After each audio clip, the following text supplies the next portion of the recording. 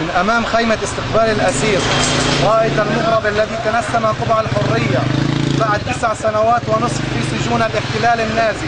ها نحن اليوم نؤكد على حرية أسرانا البواسل، ومن هنا نبدأ مشوارنا وكفاحنا من أجل قضية أسرانا. ولنا لقاء أول مع أخ الأسير أستاذ أحمد. إيش شعورك اليوم في استقبال أخوك رائد بعد قضاء 9 سنوات ونصف في سجون الاحتلال؟ بسم الله الرحمن الرحيم. نحن شعورنا اليوم يمتاز بالفرح والسرور، وبإذن الله إن شاء الله تكتمل فرحتنا في أثناء وجوده بيننا وبين العائلة الكريمة وأصدقائه، وإن شاء الله تكتمل الفرحة بخروجه.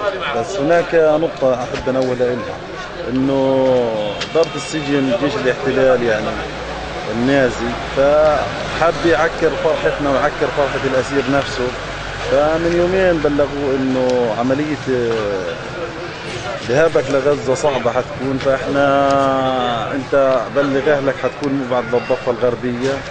فرغم ذلك نحن جهزنا خيمة الاستقبال له، وبإذن الله تكون مبساطهم لفرحتنا تكون بإذن الله غائبة عن ذلك.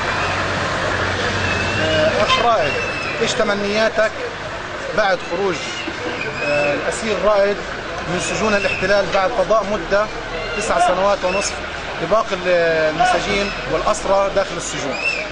يعني نحن نتمنى الفرج القريب لجميع الأسرى وتبييض السجون الاحتلال من الأسرى، لأن هناك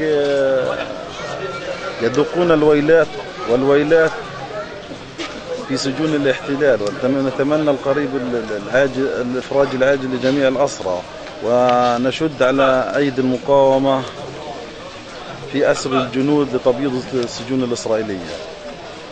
مشكور أخ أحمد. ونحن في حركة فتح دائرة مفوضية الأسرى والمحررين إقليم رفح، كم نتمنى لباقي أسرانا البواسل الإفراج العاجل والحرية من سجون الاحتلال النازي، متمنيين كل الأمنية وصول الأسير المحرر رائد المغربي بالسلامة إلى بيت أهله وبين أصحابه وفي مدينته.